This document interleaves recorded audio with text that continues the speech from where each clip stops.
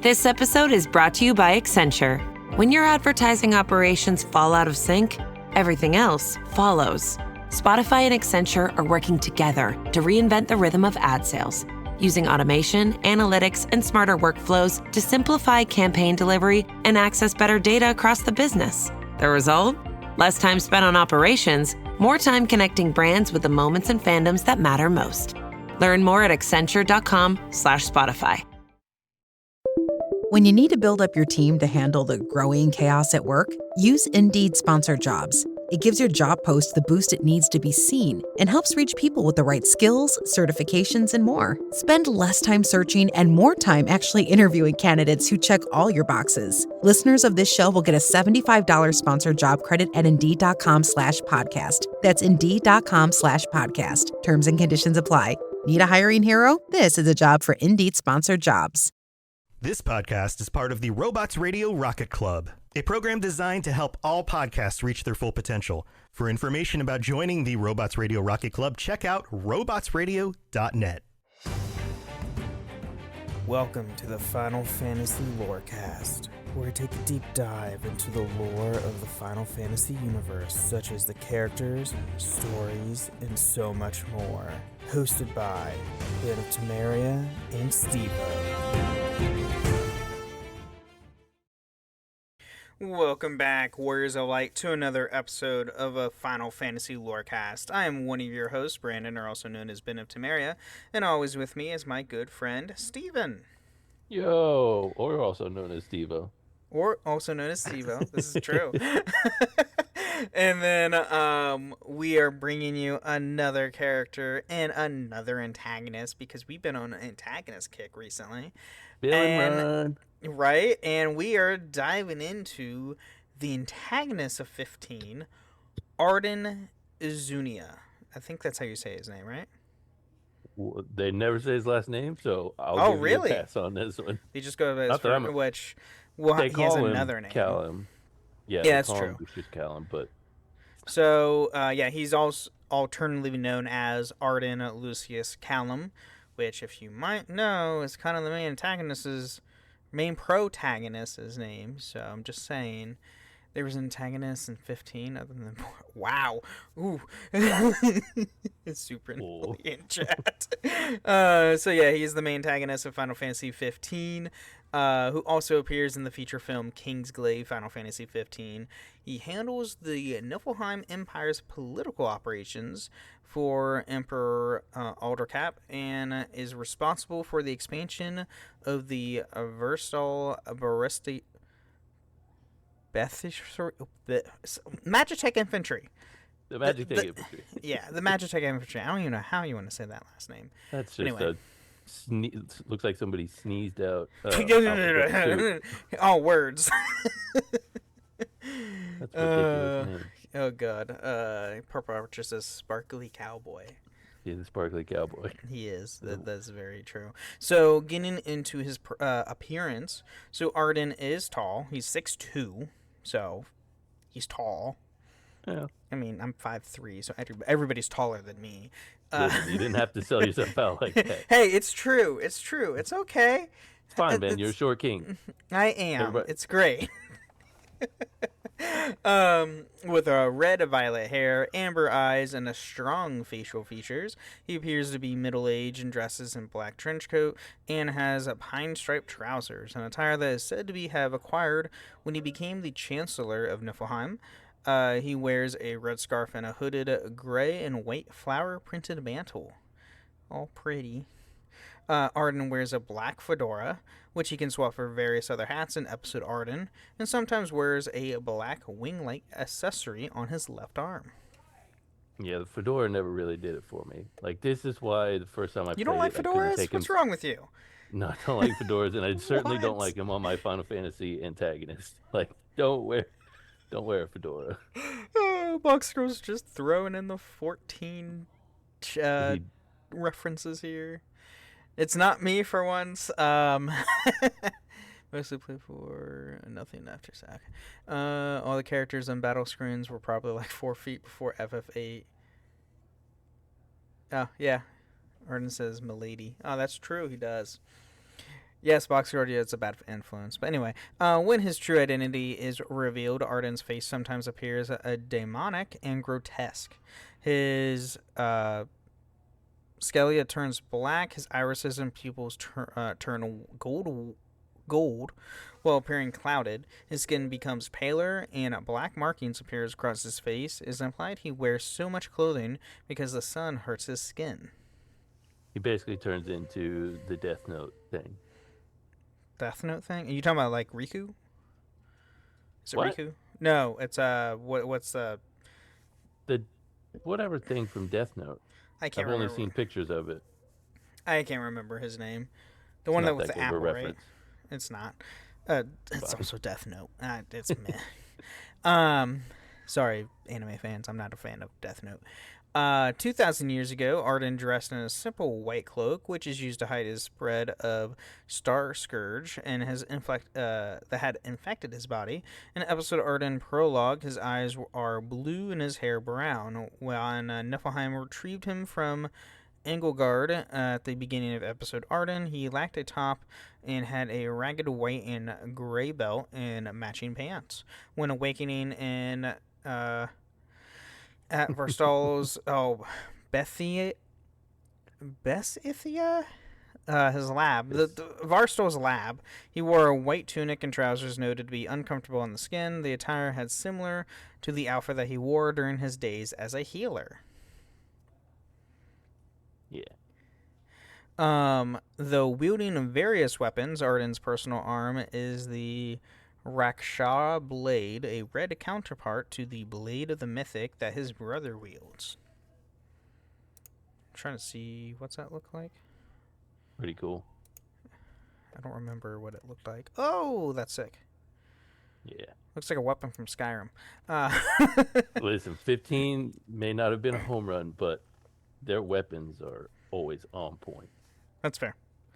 Now moving into his personality, Ardyn is a man surrounded in mystery. He expresses his eccentric personality through his unique attire and is both polite and flamboyant. He sometimes acts suggestive and liking as a means to creep others out. Calling Noctis a tease and stroking Prompto on his cheek. Ardyn is bold and manipulative. He remains civil, patronizing so even in the face of hostility, and perhaps even to attract hostility. Ardyn's behavior is performative, and his expressions and movements are extravagated. Words. We got to. Yeah, He's, I know, that's great. It's fine. Yeah. He's like a theater actor. He's very Yes. Oh, over the top. absolutely. He's Yeah. super over the top. Ardyn's ruthlessness grows until his true personality is revealed. He is evil, vicious, calculative, and twisted, behaving unpredictably. Ardyn remains casual and unfazed by the world around him. He has a dark sense of humor, sarcastic wit, and utter lack of empathy, finding cruel ways to taunt others. He may torture people close to ones he's targeting to force them to pick up a pace. He has given up hope on humanity and admits that he will not mind ending everything. So, yeah, he don't care. Getting Kefka vibes here. I feel like every good villain that we've had in Final Fantasy has been just an unhinged, like seemingly playful character, and then they turn out to be just nuts. Yep, absolutely. Kefka. He's all wacky and funny at first, and then, destroys the world. Yeah. So, Same for yeah. Ardyn. So Ardyn often helps Noctis and his friends along the journey to giving them access to Imperial-controlled areas, and by saving them from hostile situations. He claims to have earned the right to call Noctis Noct, a nickname that only his closest friends call him. His cruel intentions are revealed as he kills the Lunafreya Ferret, and afterwards continues to torment Noctis in various ways, such as by separating him from his friends. Even at the same time, he desires for Noctis to reach his goal, the Crystal, who refuses to kill Noctis until the latter has become the true king, and during the final battle repeatedly taunts Noctis, yet when he has Noctis pinned down, he releases him. So, by the way, spoiler alert for that. Ardyn kills Luna Freya. Yeah, and But it that's probably kind would of have hit harder if we actually cared. cared about Luna Just Luna Freya. Freya But was not like, oh, she's Noctis's like fiance, who you barely interact with. like, we're going to meet her, and then you see her for all of 5 seconds, other than the quick flashbacks where she's reading a letter, Yeah. and then it's like, oh, he killed her. Like, all right, well, wish I could It's say I not like cared more, but right. It's not like sorry. That's like it's not as caring as Aerith's death, which you went through half the game with. and you just searched every corner of the internet trying to figure out the secret way to bring her back. Doesn't happen. Doesn't happen. It doesn't happen. There's not a By the game way, the shock on internet. Earth that can do By it. the way, the internet barely existed when that happened.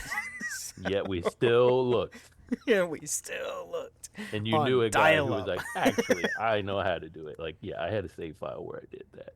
And we're like, what? How'd you do it? It's a secret. You got to have a special game shark and yada yada. Cheats. So Ardyn considers Noctis a means to an end, as his goal lies beyond revenge. Despite all of his taunts, Ardyn seems to enjoy witnessing Noctis grow, and in an end, ultimately accepts his defeat with dignity.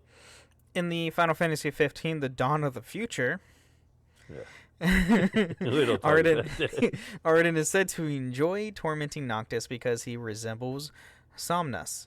However, he later reluctantly acknowledges Noctis as being worthy of the title of the True King.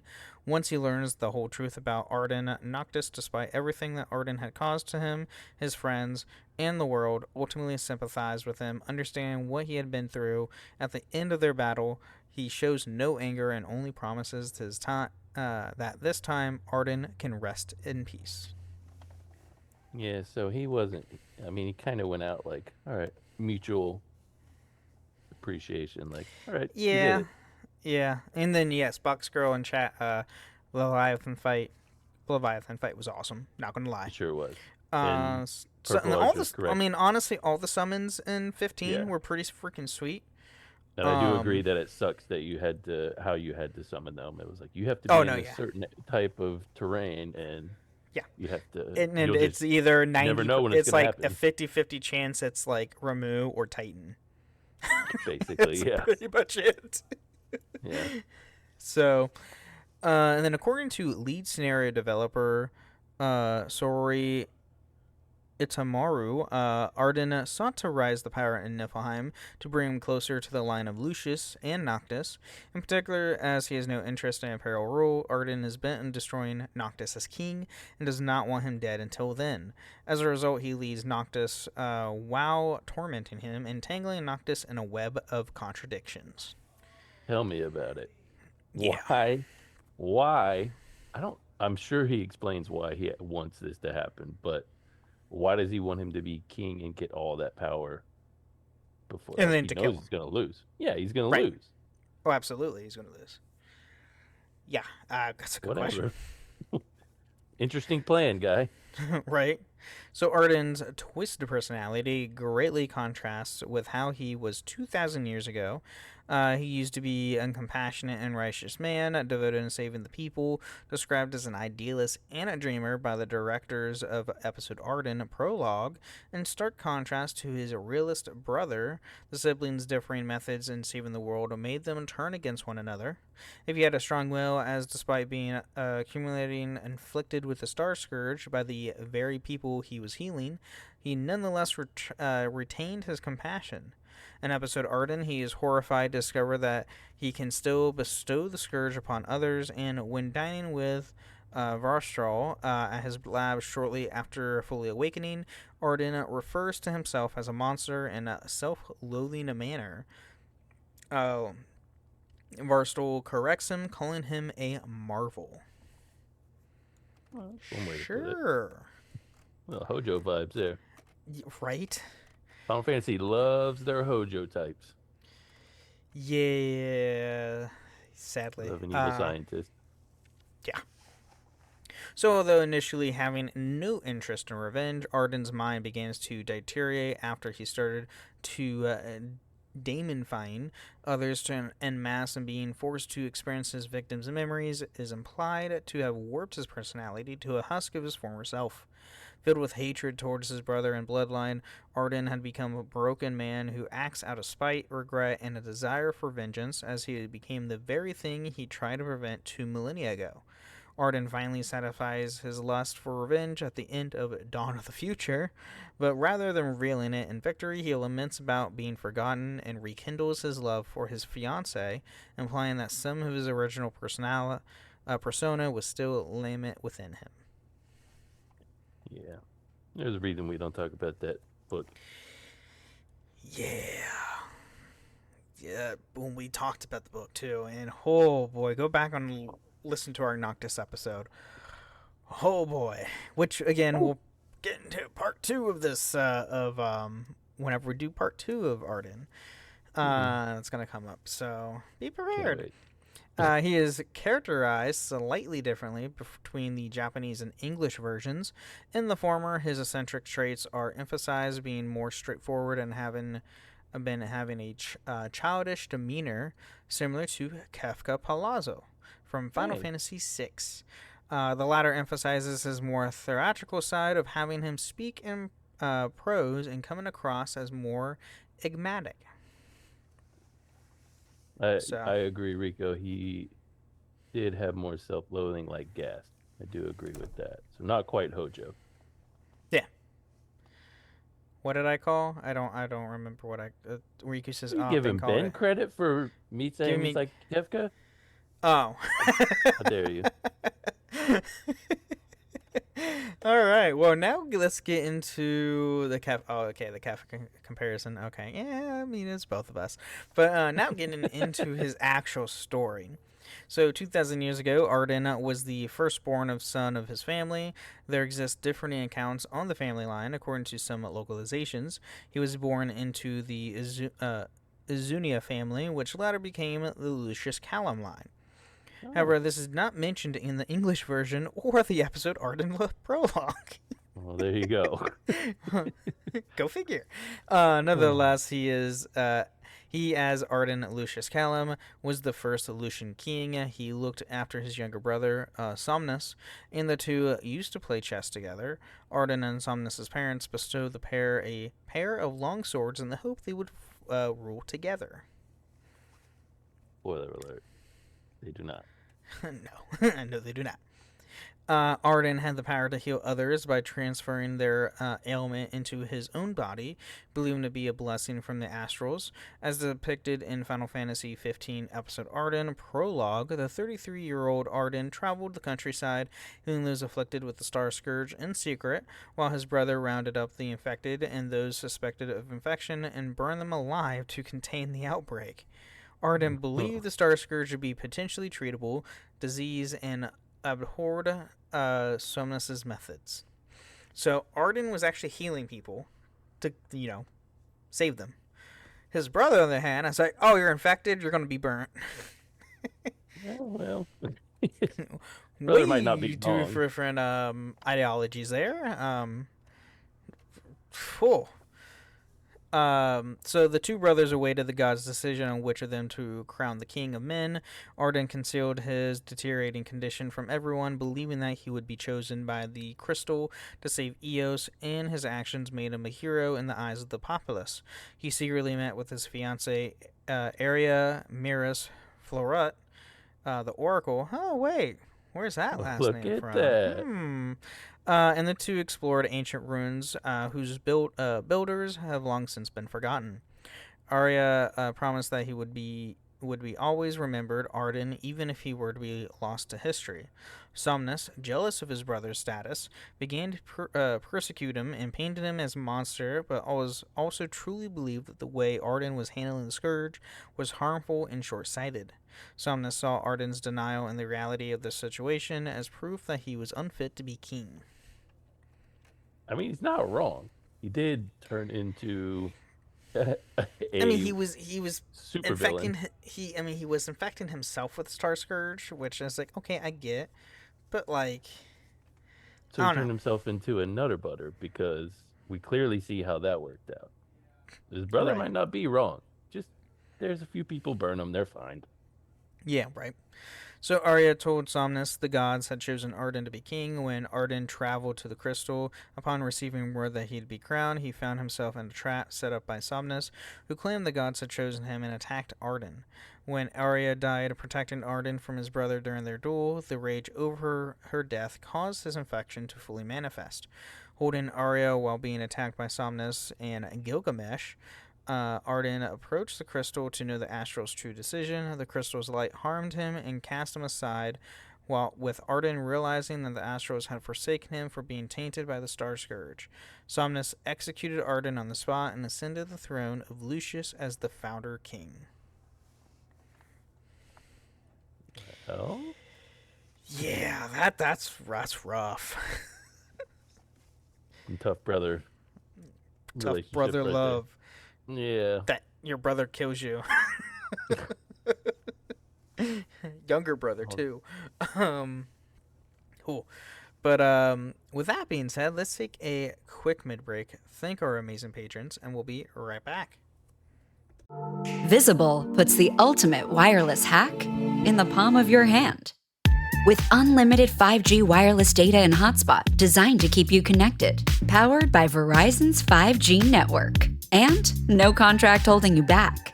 Plans start at $25 a month, or get the premium Visible Plus Pro plan and save $10 on your first month when you use promo code HACK. Make the switch at Visible.com. Terms apply. See Visible.com for details. This episode is brought to you by Perfect Bistro Cat Food. Hey guys, today I'm interviewing my cat about his perfect bistro food. Percy, you seem to be a big Perfect Bistro fan. Care to comment? Totally. What do you like about it? You love the high quality ingredients? And the delicious flavors, of course. Yeah, that makes a ton of sense. Listen to Percy, guys. Visit perfectbistro.com to try it for your cat.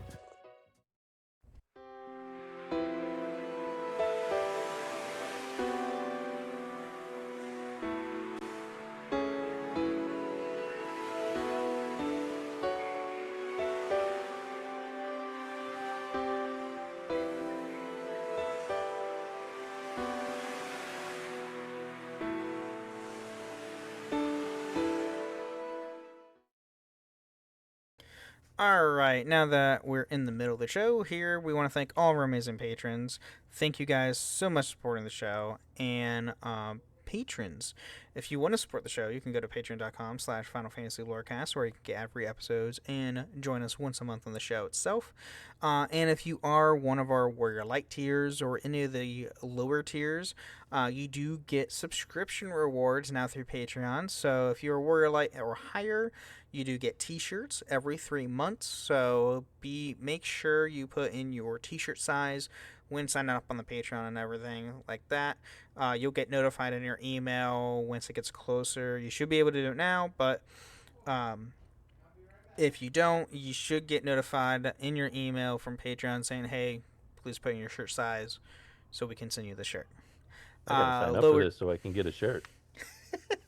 Don't worry about that. I can give you, like, if you, I was gonna make us specifically actual logo shirts so we can wear. You can wear whatever. I was gonna do that on sometime this week or next week. So we need to talk about this note you have here in the mid-break. We'll get to that. And you can also leave us ratings and reviews on Apple and Spotify. If you leave 5-star review on Apple with some words or a nice Spotify comment, we'll read out next time on the show, which I know we have some Spotify comments. Okay, of course, we have nothing on Apple because Apple is not the best when it comes to reviews. So Spotify's great. Yeah, Spotify is fantastic. Everybody uses Spotify. So on our FF7 remake recap, which was, God, I don't remember how long ago that was. Ooh. Long time ago. From G saying, hey, loving the pod so far. Has made to the day job fly by. Hope to catch up soon so I can start watching live soon.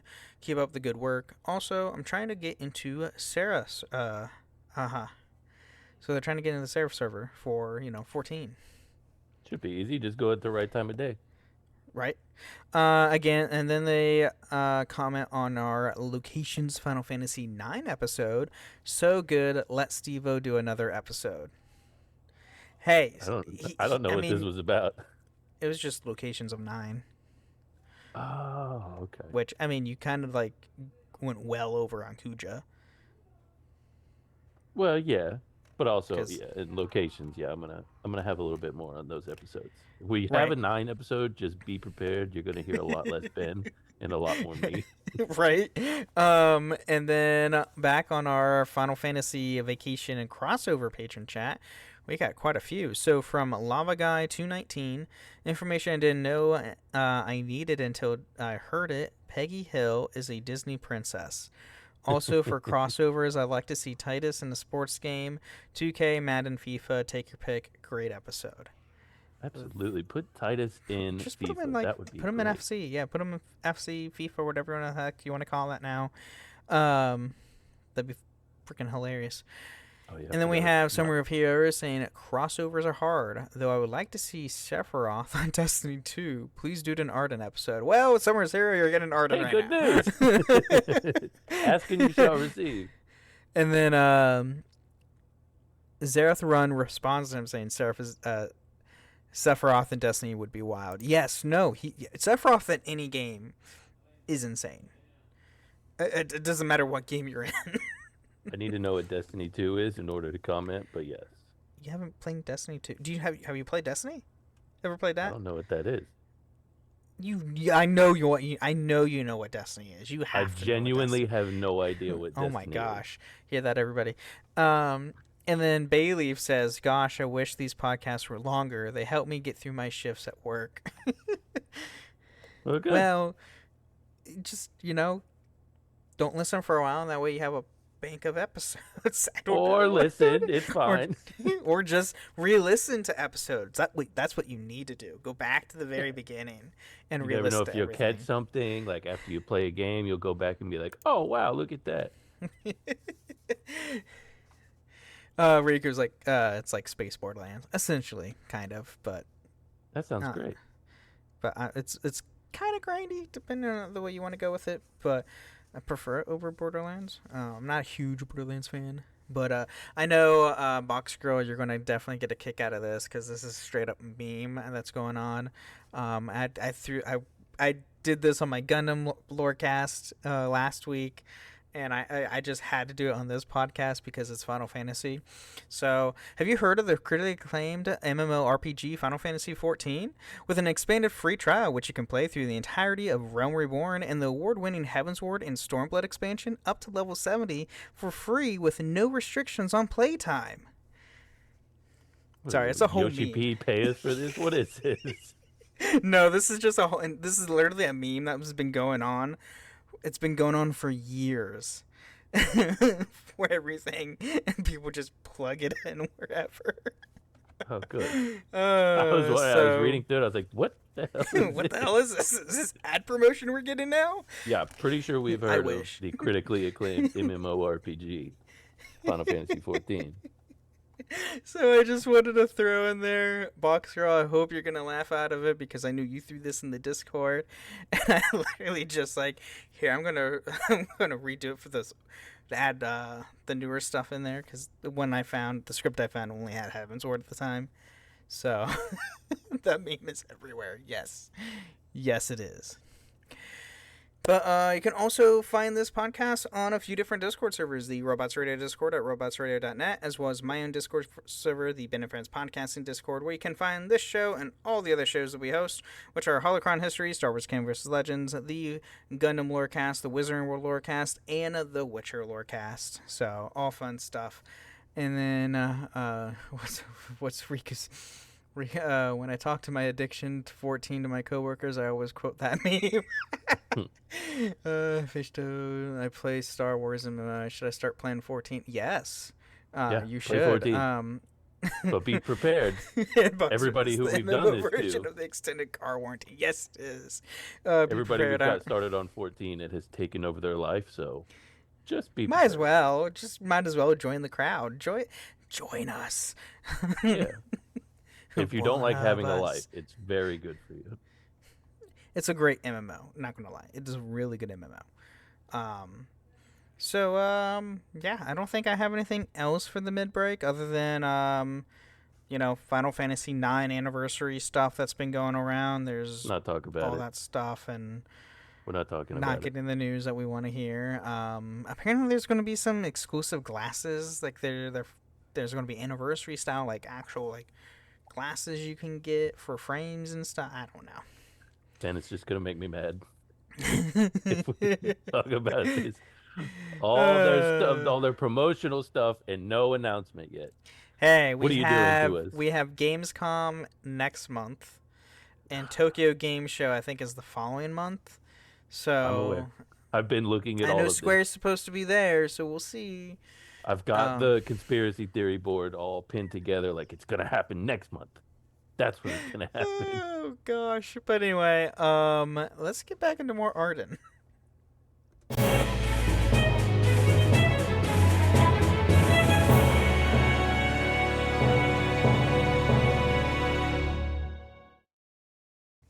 All right.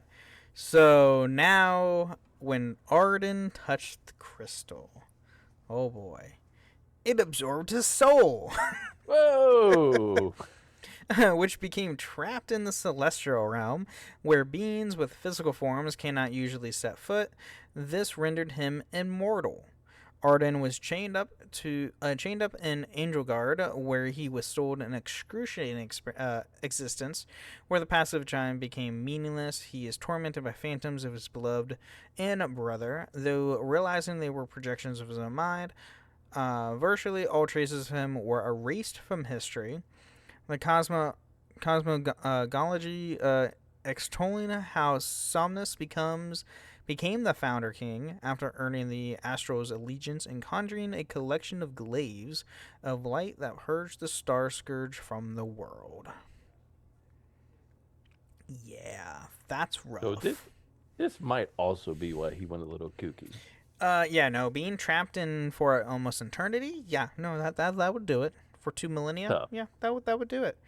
So after 2,000 years of captivity, which that would break the mind. In ME 721, Ardyn was freed by Verstrol of Niflheim. He was escorted out of his prison. He was attacked by the Lucian Royal Guard, and amid defending himself, found that he could demify others while experiencing their memories. After 7 months spent in Valstrol's Magitech research facility, Ardyn had somewhat acclimated to his new reality. Valstrol informed him of the current state of the world and the result of the various tests that he had performed on Ardyn. Yeah. Getting back a little, we're really towing that Hojo line again, Riku. Sorry. He's a little less gassed at this point. Yeah. So Ardyn had no interest in aiding Niflheim in its war against Lucius, but learned about the extent of the Empire's influence in Eos along with the research on daemons. Verstrol showed Ardyn the frozen body of the treacherous god of fire, Ifrit, deep in slumber at the lab of after Niflheim has salvaged him from the rock of Ravatog. Ardyn was horrified when Verstrol asked him to demify the deity, alluring him with Ifrit's memories. The lab was attacked by the Royal Guard, whom Ardyn destroyed when his hallucinations made him see his members as Somnus. Yeah. It's bad. When the enraged Ifrit awakened, Ardyn subdued and demonified the deity, who'd stunned to see a member of the Callum line present. Glimpsing the Epherian's memories, Ardyn learned that, the Hexaleon language, and came to understand the god. He learned that he was prophesied to be king before experiencing an intrusive flashback to Arya's last moments. The Arya of Ardyn's memories revealed that she had told Somnus the gods had chosen Ardyn as king, blaming herself for her unintentional role in Somnus's usurpation, and begged Ardyn to punish her. While Ardyn could not bring himself to harm her, he ended up being forced to watch her die by his memory of Somnus. Consumed by hatred for his brother, Ardyn submitted himself to the Star Scourge and decided to craft a path of darkness to saturate his revenge, not caring if it defied the gods. Yeah, so he's I don't want to say he's justified in what he does, but You can pretty see his point of view. understandable. Pretty You can totally see understandable his why point of view.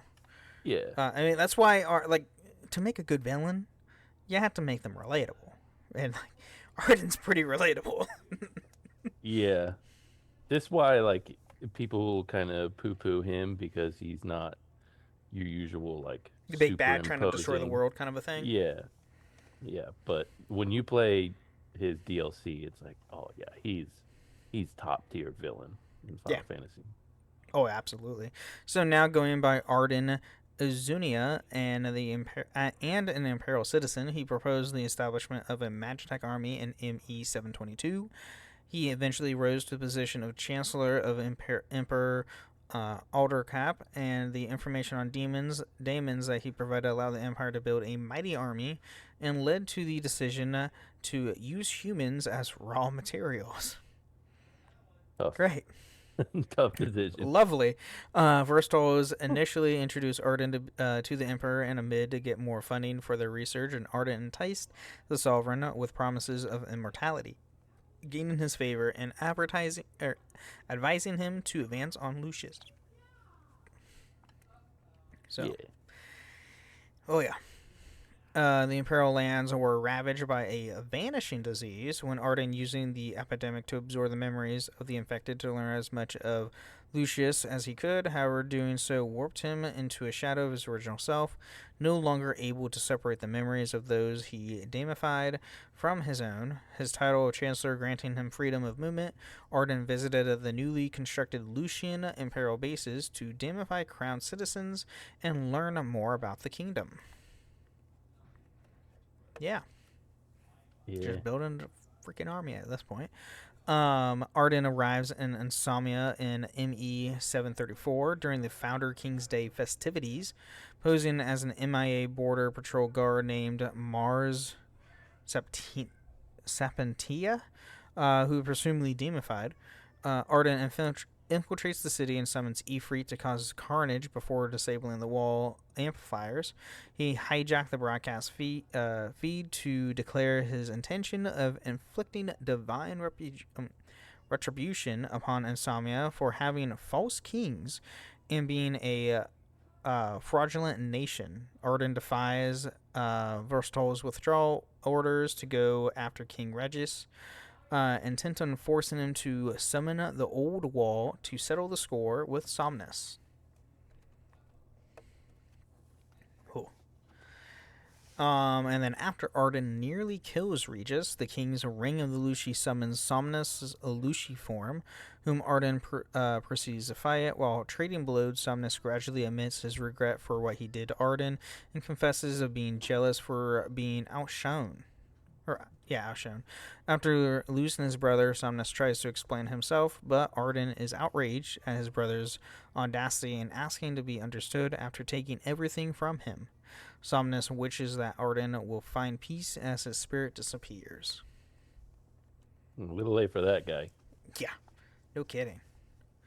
The still furious Ardyn is about to kill the unconscious Regis when the astral Bahamut intervenes and pulls Ardyn into another dimension, where he reveals the astral's new purpose for him: to cover the world in darkness and be killed by the true king as a sacrificial lamb, allowing him to find peace in death and also satisfying his revenge. Ardyn can either reluctantly submit or defy his fate.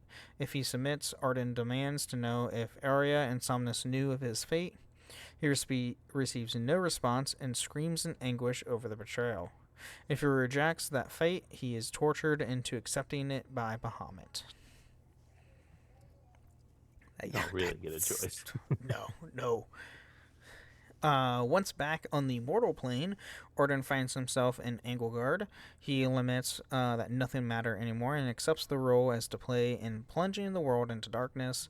His plan is to kill the true king once he comes. He envisions himself murdering the cooperating Arya and Somnus.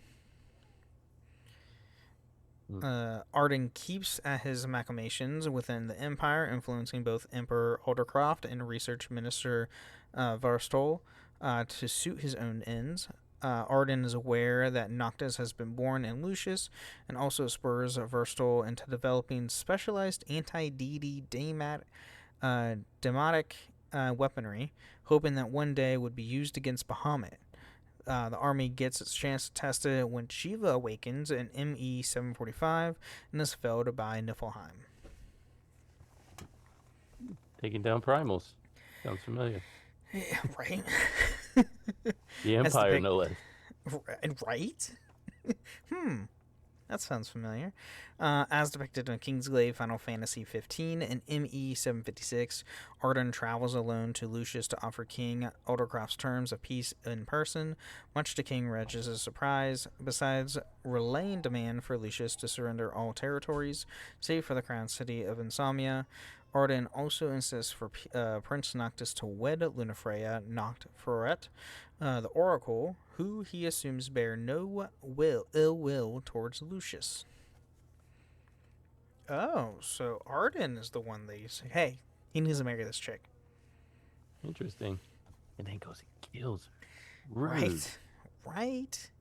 So Ardyn meets Noctis and his friends in Golden Quarry, where they reveal... Wait, Golden Key. Golden Key. God, I just wanted to mess with you. I hate this.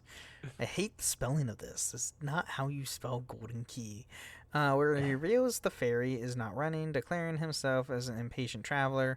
Ardyn claims the ceasefire between Lucius and Niflheim is getting us nowhere. He tosses an Oracle Ascension coin to Noctis and company, telling them to consider their allowance. Noctis's companion Gladius catches the coin and demands Ardyn's identity, who merely answers he's a man of no consequence. Yeah, this is where you first meet him in that. Yeah, this is where you first meet him actually in 15. So, and then when Niflheim invades the Crown City during the treaty signing, Ardyn and the Emperor steal the crystal as Ardyn Highwind later tells Noctis Ardyn was the one who instilled Aldercroft's obsession with the stone. The pair watches the old wall fight a diamond weapon, a recently constructed magic armor for the Empire unleashed upon the city before fleeing on an airship. Ardyn laments that it wastes to see a city as glorious as Insomnia destroyed. Well. Yeah, well... It is what it is, I guess. In Lestrelum, Ardyn offers to take Noctis and his friends to the Disk of Calthus, where the Astral Titan rests. He bids them goodbye, but returns after Noctis forges a covenant with the Astral. He arrives in an assault craft to save Noctis and his friends from the volcanic terrain, ready to engulf them, and reveals his identity as Niflheim's Chancellor. But still continues to help you. Right, which makes no sense. This was confusing, not gonna lie, in the game. Like, why is this guy helping me if he's for the Empire? What? Like, he's the bad guy. He's very clearly, with his introduction, like, this is the bad guy. But he's helping us along the way. Yep. Interesting. When Noctis infiltrates the Imperial base to recover his car, he is accosted by Lunafreya's brother, Ravis Noct Floret, who begrudges Noctis as the apparent true king, who is yet oblivious to the danger that his mission put Lunafreya in. Ardyn stops Ravis from attacking Noctis unless the prince and his retinue leave the base. When Noctis is looking for Mithril to repair the royal vessel to get to Lunafreya and Altizia, Ardyn had the roadblocks to the Vesterpool open, and the Commodore Ariana Highwind assists him. Ardyn then tells Noctis that while he's still the Chancellor, he's not in charge of the army, although he infers he can use the influence to sway those in charge of the army. Yeah. Yeah. And then Ardyn and Ravis head for Altizia, where they met with Alcoldo's head of state, Secretary Claustra. Claustra? Sure. Lunafreya wants to rouse the Hydrian Leviathan to help Noctis. Ravus, as the High Commander of the Imperial Army, is on the task to kill Leviathan before Noctis can forge his covenant. Ardyn talks with Ravus in front of the cathedral where Lunafreya was to wed Noctis, asking if he had the chance to see her yet. And he also alludes to knowing about Lunafreya's impending death as a consequence of forging the covenant with the Hydran. Oh, that's the Leviathan species, I guess, in this game. Yeah. And then after she summons Leviathan, Ardyn stabs Lunafreya. Knowing that Noctis will witness it, he tells her to give the Ring of Lucy, now in her possession, to Noctis, and to remind him about the crystal. When Lunafreya foretells he will be freed from the thrall of darkness by the true king, Ardyn backhands her before taking his leave in the aircraft. Yeah. Not only does Again, he we would stab care, her, he but backhands her. And he kind of if I'm not mistaken, he pretty much winks at Noctis as he's stabbing her. Oh, I wouldn't be surprised. Look what I did. Oh, he's such a dick. He really is. He's infuriating. But yeah, that's what we're gonna have for part 1. So we left it off with the big hey, she's dead now. If Gotta you wait the cared. next time. If you invested in her in the few hours, or not even hours, in the 10 minutes that you see her in the game. Yeah. Total. If you were that invested in her and that were that brokenhearted, I apologize, but I didn't care. I didn't either. I cared more about my bros than her. Yeah, you gotta care about the boy band more. Yeah, exactly, absolutely. So, yeah, that's what we got. Any final thoughts or anything on part 1 of Ardyn? No, he's crazy, but No, he's definitely now crazy. we know justified, sort of understandable.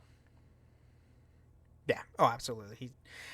You can totally relate to him as just play the game if you are. Just play the game. Yeah. Yeah. Great stuff. Yeah, but with our second year anniversaries next week. So, we might, if our patrons are wanting to do an early week patron chat and talk about the show as a whole, that'd be great. But yeah, with that being said, thank you again for listening to the Final Fantasy Lorecast, and may the crystals guide you.